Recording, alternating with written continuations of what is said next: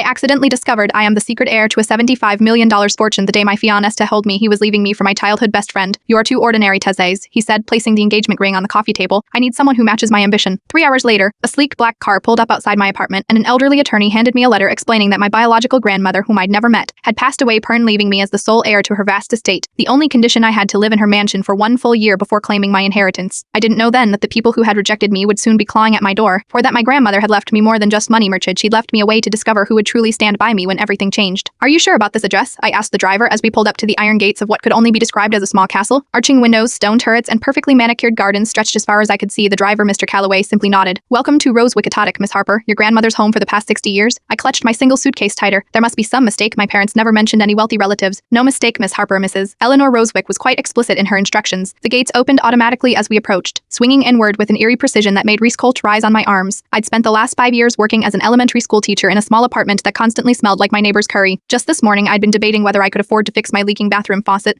Now I was apparently stepping into the life of an heiress. Mr. Calloway led me through the grand entrance where a small gathering of staff waited in a perfect line. A stern-looking woman with silver hair pulled back in a tight bun stepped forward. Miss Harper, I am Mrs. Hayes, the estate manager. We've been expecting you. I tried to imagine my grandmother, this mysterious Eleanor Rosewick, walking these halls. Did you know her well? I asked. Mrs. Hayes' expression softened slightly. For over 30 years, she was formidable. Why would she leave everything to me? We never even met. That's not entirely true, Mrs. Hayes replied. She met you once when you were just 5 years old. Your parents brought you for a visit. I frowned, trying to search my memory. It was brief. Your parents never returned after that day. Something cold settled in my stomach. Why not? Mrs. Hayes hesitated. It's not my place to say, Miss Harper, but all the answers you seek are in your grandmother's study. She left letters for you, 1 for each month you stay. As I followed her up the grand staircase, my phone buzzed in my pocket. Evan, my ex-fiancé of exactly 3 hours, was calling. I declined, only for it to immediately ring again. This time I answered. What do you want, Evan? Mia, where are you? His voice had a strange urgency to it. I just heard the most bizarre rumor about you. News travels fast, I remarked, surprised that word of my inheritance had spread so quickly. So it's true, about your grandmother and the inheritance. The tone in his voice had changed completely from this morning. Khan was the cold dismissal, replaced by something that sounded almost like regret. I don't know what you've heard, but I am busy right now. I ended the call as Mrs. Hayes showed me to my new bedroom turn, a suite larger than my entire apartment, with a 4-poster bed and windows overlooking the rose gardens. Dinner is served at 7, she informed me. Your grandmother was quite particular about punctuality. Alone in the room, I sank onto the plush bedspread and tried to process everything. 12 hours ago, I'd been preparing a special dinner to celebrate my 3-year anniversary with Evan, blissfully unaware he was planning to end our engagement. Now I was sitting in a mansion that apparently belonged to me. Pertor would, after a year, my phone buzzed again, this time with a text from my best friend my former best friend, Pertenzoe Mia. We need to talk. It's not what you think, I laughed bitterly. Finding them together in Evan's apartment, her lipstick on his collar, was exactly what I thought it was. I deleted the message without responding. Another text came through, this one from my mother. Tezes, call me immediately. What's this about Eleanor contacting you? That was interesting. My mother had always told me my grandparents had died before I was born. Now it seemed not only had my grandmother been alive all this time, but my mother knew exactly who she was. I was about to call her back when a gentle knock came at the door. A young woman not much older than me entered with a silver tray. Tea, Miss Harper, and your first letter. The envelope was heavy cream-colored stationery with my name written in elegant cursive. I waited until the maid left before breaking the wax seal. My dear Ashes, if you are reading this, I have passed on and you have accepted my invitation to Rosewick. For that I thank you. I have watched your life from afar for 25 years, unable to be part of it, due to circumstances that will become clear in time. I know this must be overwhelming.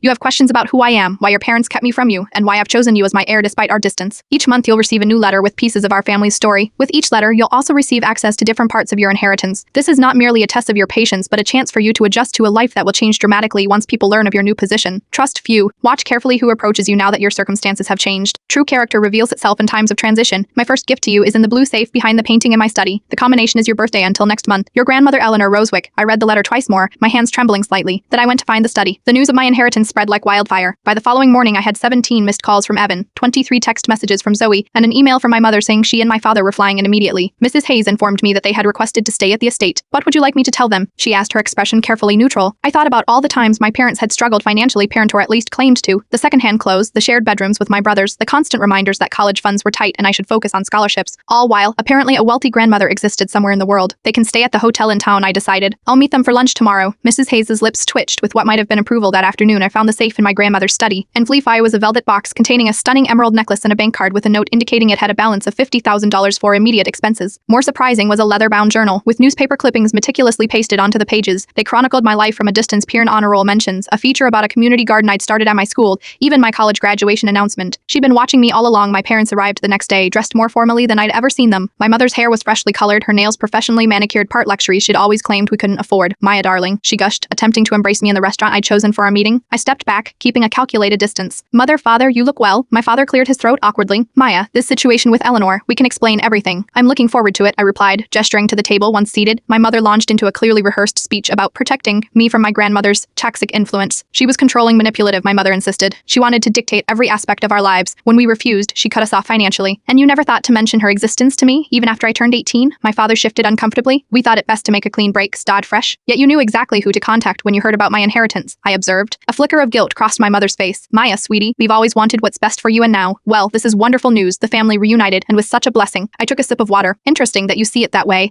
because according to grandmother's letter, you specifically refused to let her see me after I was 5 years old. She's manipulating you from beyond the grave, my father cut in. Like keeping the existence of a wealthy grandmother from your daughter while she worked 3 jobs to pay for college, I countered. My mother's smile faltered. We should move past all this unpleasantness. We're family, and family sticks together, especially now that I am wealthy. An uncomfortable silence fell over the table. Or your parents, Tasech. My father finally said, whatever issues we had with Eleanor shouldn't affect us. We want to help you manage this transition, I am sure you do. I stood up. I need time to process everything. I'll be in touch. As I walked away, my mother called after me. Maya, what about your brothers? Their family too. The brothers who hadn't spoken to me in 3 years, the ones who'd borrowed money they never repaid. Suddenly they were family. When I returned to Rosewick, another surprise awaited me. Evan's sleek sports car was parked in the driveway. Mrs. Hayes approached as soon as I entered. A Mr. Evan Caldwell insists on seeing you. I told him you weren't receiving visitors, but he refused to leave. Where is he now? I found him pacing, looking more polished than usual in what appeared to be a new suit. When he saw me, his face lit up with that charming smile that had once made my heart race. Mia, finally. He moved as if to embrace me but stopped when I didn't reciprocate. You look different. I hadn't changed my appearance, just my financial status. What do you want, Evan? He had the decency to look sheepish. I made a terrible mistake. This morning I was confused, stressed about my career. I said things I didn't mean. And Zoe, was she a mistake too? A momentary lapse in judgment. Nothing serious. What we have is real. Taz's 3 years together. Parent that doesn't just disappear. It disappeared pretty quickly this morning, I pointed out, before you heard about my inheritance. His expression tightened almost imperceptibly. I came here because I realized how much I love you. The news about your grandmother just made me see what I was losing. And what exactly was that? The ordinary woman you were leaving for someone more ambitious? Evan ran his hand through his perfectly styled hair. Can we start over, please? I was a fool. Something my grandmother had written in her letter came back to me. Watch carefully who approaches you now that your circumstances have changed. I need time, Evan. This has been overwhelming. His face brightened. Of course. Take all the time you need. I'll wait. He reached into his pocket and pulled out a small velvet box, turned to the same one he placed on my coffee table that morning. This belongs on your finger. I didn't take it. I am not ready for that. I understand. He tucked it away.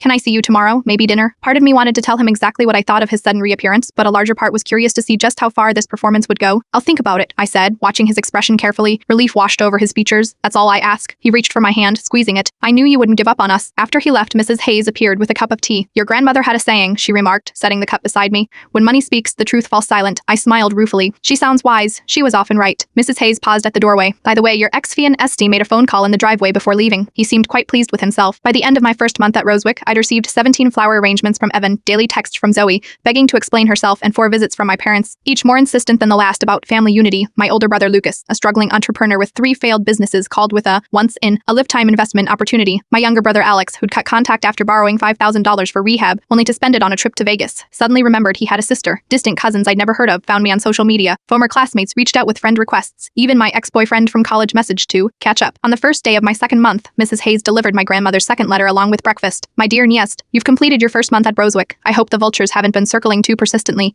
It's time for you to know why your parents kept me from you. The truth is simultaneously simpler and more complicated than whatever story they've told you. Your mother, my only daughter, married beneath her station Pern, which I didn't mind. What I couldn't accept was their constant financial irresponsibility. They squandered every gift, every loan, every opportunity. When your father's gambling debts threatened your security, I offered a solution. Let me establish a trust for you and your brother's education and future. They refused, claiming I was trying to control them. Instead, they demanded unrestricted access to my fortune. When I declined, they cut me off entirely, using you children as leverage. Give us what we want, or you'll never see them again. I made the painful choice to respect their decision, but I never stopped watching over you from afar. I saw how they struggled, how you worked multiple jobs while your brothers received preferential treatment. I saw your resilience and integrity shine through despite it all. Your second gift awaits you in the garden house. The key is enclosed. Be wary, granddaughter. The same people who discarded you when you had nothing will try to claim they deserve everything now that you have wealth. With affection, Eleanor. The garden house turned out to be a charming cottage on the far side of the estate in Flydye. I found documents for a trust fund worth $5 million that would be immediately available to me, regardless of whether I completed the full year at Rosewick.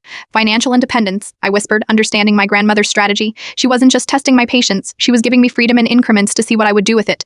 That evening, Evan took me to dinner at the most expensive restaurant in town, insisting on ordering champagne to celebrate our reconciliation. I've been thinking, he said, reaching for my hand across the table. We should accelerate our plans, get married sooner. By wait, interesting, I observed, pulling my hand away. This morning the real estate agent showed me the listing for that penthouse you always wanted, the one you said was years away from being affordable. Evan's eyes lit up. Perfect timing. That's exactly the kind of place we should be living as husband and wife. You mean as husband and bank account? His smile faltered. What are you talking about? I heard about your call to Bradley after visiting me. Bradley was Evan's best friend, a stockbroker with expensive tastes. Something about jackpot and back on track. Evan's expression hardened. You are having me followed. Number but Rosewick has excellent security. This is ridiculous, he huffed. I love you, Tazage. I made a mistake with Zoe, but that's over. Is it because she's been staying at your apartment? Security isn't just good at Rosewick. His face flushed. She needed a place to stay temporarily. It means nothing. I placed my napkin on the table. Thank you, Evan. For what? For being exactly who my grandmother warned me about. I stood up. Enjoy your champagne, dinner's on me. My parents escalated their efforts after I rejected Evan. My mother showed up unannounced at Rosewick, crying about how I was pulling the family apart. My father came with financial documents claiming they needed help with medical bills. I had Mrs. Hayes verify every claim. The medical emergency was a cosmetic procedure my mother wanted. The second mortgage they were struggling with didn't exist. They'd paid off their house years ago with money they'd hidden from me. Each revelation stung less than the previous one. I was becoming numb to their manipulations. The third month's letter revealed more family secrets. My dear Tavis, your parents likely haven't told you about their comfortable trust funds, part modest by Rosewick standards, but more than enough to live well and provide for their children. When I cut off their excess funds, they still had income from these trusts, yet they chose to live as if they were struggling, to use that perceived hardship as a tool to control you and your brothers, to make you feel guilty for every opportunity, every dream that might take you away from their influence. In the attached documents, you'll find proof of these trusts as well as evidence of the lifestyle they've enjoyed while claiming poverty, the trips they took while telling you they couldn't help with your tuition, the investments they made while you worked minimum wage jobs. Your third gift is in the garage. I believe everyone should experience true freedom at least once in their life. In the garage, I found a sleek red convertible with a note on the windshield. The open road helps clear the mind. Drive until you find clarity. That weekend, I drove to the coast, windows down, the wind whipping through my hair. For the first time since arriving at Rosewick, I felt truly free. No manipulative parents, no scheming ex-fiancé, no fair weather friends.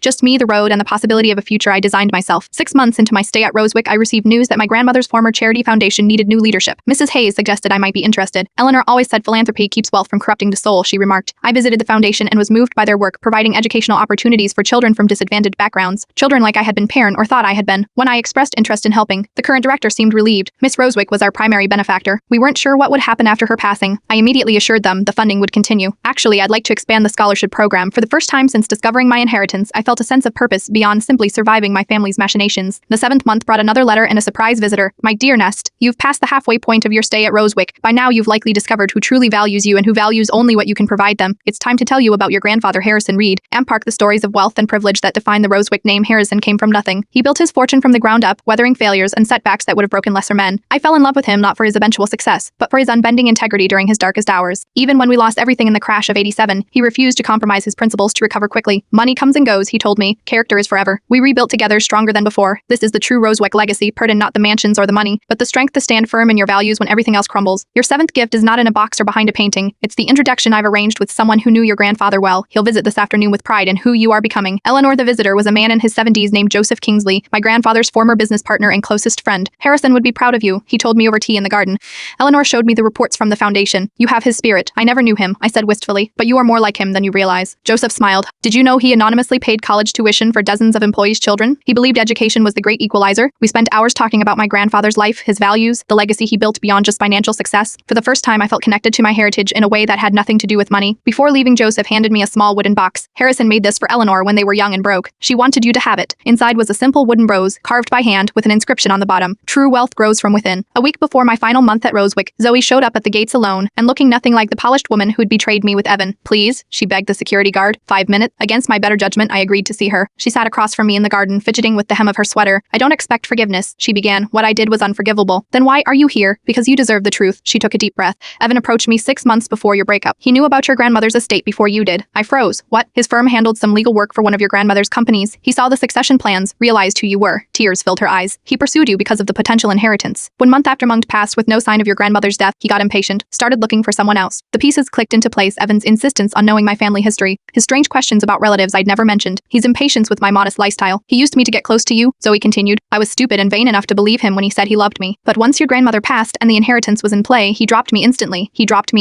Why tell me this now? I asked, my voice barely above a whisper. She pulled out her phone, showing me texts from Evan discussing marriage laws and inheritance rights. He thinks if he can get you to marry him quickly, he'll have claim to your fortune even if you divorce later. I sat back, processing this final betrayal. Thank you for telling me. I am moving to Seattle next week. Fresh start. She paused. I am sorry, Tessais, for everything. As she walked away, I realized I felt nothing but pity for her. The anger that had fueled me for months had burned away, leaving only clarity. That night, I wrote 2 letters. One to Evan, ending our relationship permanently and informing him that my lawyers would be contacting him about his unethical behavior. The second to my parents, outlining boundaries for any future relationship we might have. I was done letting others define my worth based on what I could give them. On the final day of my year at Rosewick, I received my grandmother's last letter. My dearest Tazzy, beach. If you are reading this, you completed the full year at Rosewick. You weathered the storms of sudden wealth, the fair weather friends, the family revelations. You've seen firsthand how money changes, how the world sees you, but the true test was whether it would change how you see yourself. The final condition of your inheritance requires one more choice. You may claim the entire Rosewick fortune, or you may choose to establish trusts for specific purposes, directing the wealth toward causes you believe in, keeping only what you need for a comfortable life. There is no right answer. This is your legacy now to shape as you see fit. Whatever you choose, know that I am proud of the woman you've become, not because of your newfound wealth, but because of how you've handled the weight of it. With all my love, your grandmother, Eleanor. I stood in the grand entry hall of Rosewick, looking at the portrait of my grandmother that hung above the staircase. Her eyes seemed to follow me, not in judgment, but in quiet assessment. Mrs. Hayes approached with a file folder. The papers are ready for your decision, Miss Harper. Thank you, Mrs. Hayes. I took the folder. Did you know what decision my grandmother hoped I would make? The older woman's expression softened. Mrs. Rosewick believed that true character reveals itself in choices, not circumstances. She wanted you to make the decision that would let you sleep peacefully at night. I thought about everything I'd learned in the past year, about my family's deception, about Evan's calculated pursuit, about the Foundation's work and the difference it made in young lives. But mostly, I thought about the wooden rose my grandfather had carved and its simple inscription, "True wealth grows from within." My decision wasn't difficult after all. 3 years later, I stood on the steps of the newly renovated Rosewick Educational Center, watching as the first group of scholarship students arrived for orientation. The mansion that had once housed a single family now provided housing classes and opportunities for dozens of students who couldn't otherwise afford college. I kept enough of the inheritance to live comfortably in the garden house and continue managing the Rosewick Foundation, directing the bulk of the fortune toward educational initiatives and community development. My parents had eventually accepted my boundaries, though our relationship remained formal. My brothers, facing actual consequences for their behavior for the first time, were slowly making changes in their lives. Evan had moved on to pursue another wealthy target, though his reputation had taken a hit after I exposed his schemes. And Zoe, she'd found success in Seattle as a graphic designer and sent me a Christmas card each year, pair not asking for forgiveness, but acknowledging the past while respecting the distance between us. As I watched the students explore what had once been my grandmother's exclusive domain, I felt her presence beside me, approving the golden cage that wealth could have become had instead transformed into a gateway of opportunity poured for myself and for others, and in that transformation I'd found something my grandmother had known all along. True freedom comes not from what you possess, but from what possesses you. For the first time in my life, I wasn't defined by what others wanted from me or what I could give them. I was simply Tenish Duparn, not an heiress, not a victim, not a meal ticket pair, just a woman who had discovered her own worth beyond price tags and balance sheets, and that I realized was the greatest inheritance of all.